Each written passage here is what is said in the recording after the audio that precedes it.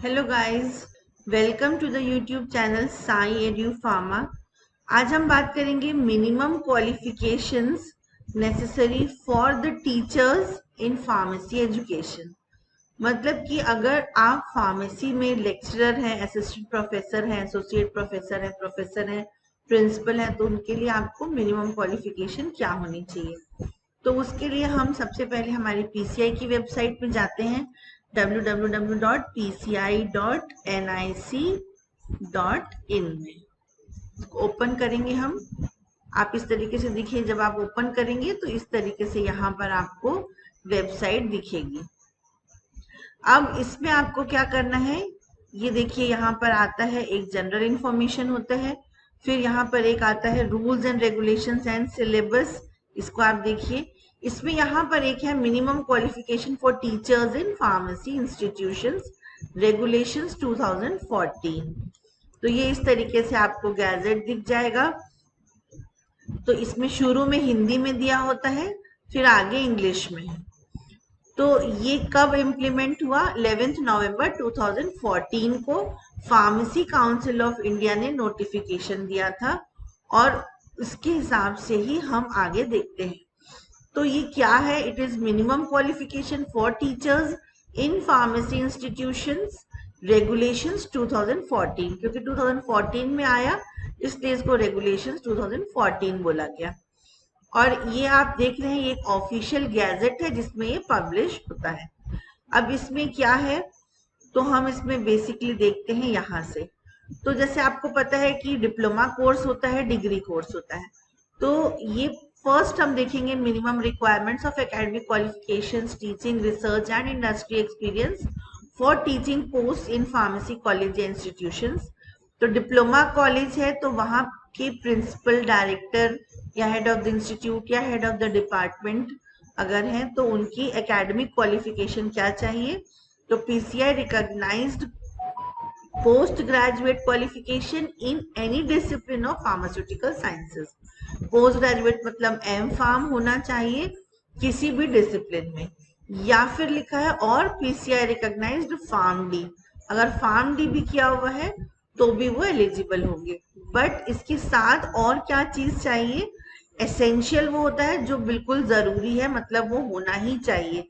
Desirable का मतलब होता है वो अगर हो तो बहुत अच्छा। सो एसेंशियल में बोल रहा है 5 years teaching experience in PCI approved और रिकॉग्नाइज्ड फार्मेसी कॉलेज। 5 साल का एक्सपीरियंस होना चाहिए एम फार्म के बाद। और डिजायरेबल में है अगर आपको एडमिनिस्ट्रेटिव एक्सपीरियंस है तो बहुत अच्छा है। फिर बात करते हैं हम लेक्चरर की। तो लेक्चरर के लिए इनका कहना है कि पीसीआई रिकॉग्नाइज्ड एम फार्म या फार्म डी हो, या फिर पीसीआई रिकॉग्नाइज्ड बी फार्म हो।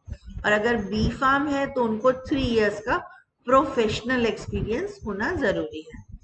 इसके अलावा ये और एक क्या कह रहे हैं कि अगर कोई पर्सन एमबीबीएस क्वालिफिकेशन वाला है उनको भी लेक्चरर पोस्ट के लिए कंसिडर किया जा सकता है in the subjects of anatomy and physiology and biochemistry and clinical pathology, क्योंकि ये सब्जेक्ट्स एमबीबीएस वाले भी पढ़ते हैं।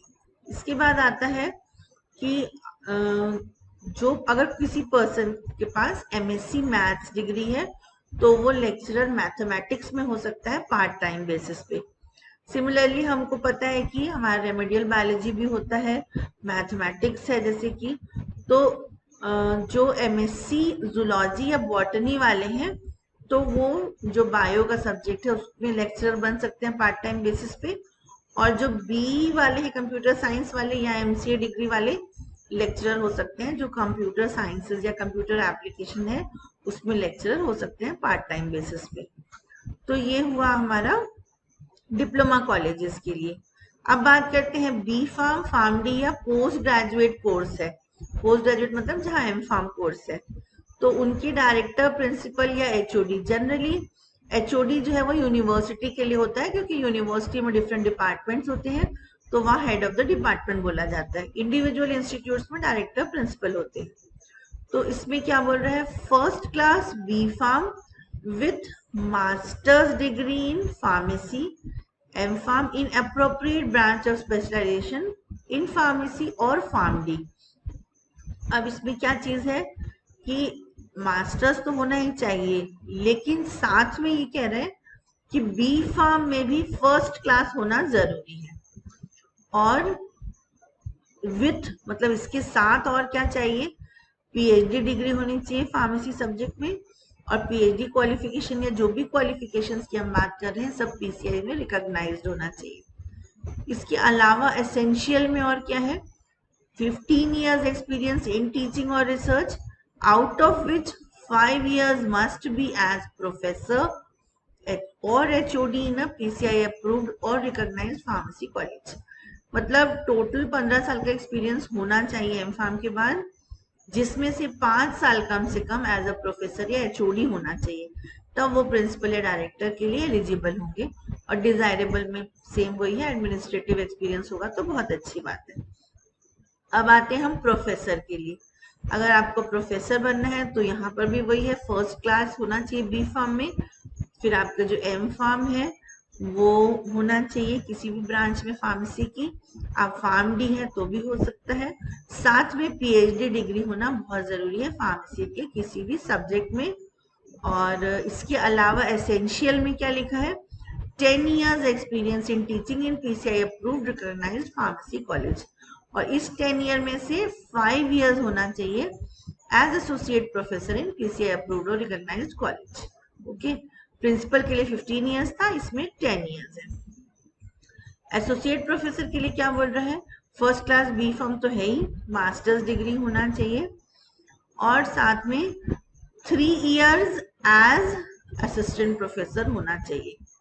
तो यहाँ भी कंफ्यूज ना हो आप, नीचे अभी हम देखेंगे कि लेक्चरर के लिए कह रहा है कि मिनिमम एम फार्म है, 2 साल बाद असिस्टेंट प्रोफेसर होंगे और फिर 3 साल बाद एसोसिएट होंगे। मतलब अगर हम ओवरऑल देखें तो एम फार्म के बाद आपका 5 साल का एक्सपीरियंस है, तब आप एसोसिएट प्रोफेसर बन सकते हैं। इसके अलावा अगर आपका फार्म डी की डिग्री है तो भी आप एलिजिबल हैं।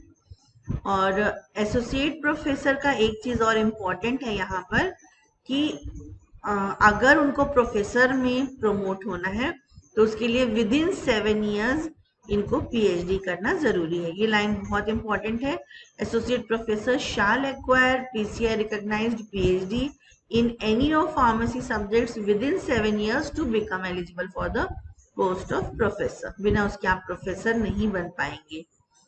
अब सबसे इंपॉर्टेंट है लेक्चरर और असिस्टेंट प्रोफेसर का, जिसमें लोग बहुत कंफ्यूज होते हैं।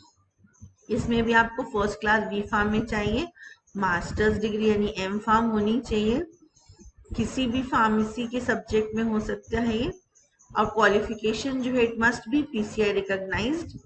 और इसके अलावा अगर आप फार्म डी भी किए हुए हैं तो भी आप एलिजिबल हैं। अब जो लेक्चरर है उनको ये कह रहे हैं कि एम फार्म के बाद आप लेक्चरर बनेंगे, और after 2 years a lecturer will be redesignated as assistant professor after 2 years of teaching experience in PCI approved or recognized pharmacy college। यहाँ सिर्फ टीचिंग एक्सपीरियंस बोल रहा है, अगर आपका कुछ मार्केटिंग का या वैसा कुछ एक्सपीरियंस है तो वो इसमें काउंट नहीं हो रहा है, लेकिन डिप्लोमा वाले में काउंटेड था। तो ये बेसिक थी डिटेल्स। और इसमें एक चीज और है कि फर्स्ट क्लास के लिए मिनिमम 60% मार्क्स होना जरूरी है, 60% को ही ये कंसिडर कर रहे हैं। Okay, so thank you so much, hope आप इसको समझ गए होंगे, और इसी तरीके से और भी वीडियोस हम लेके आएंगे, so stay connected with us.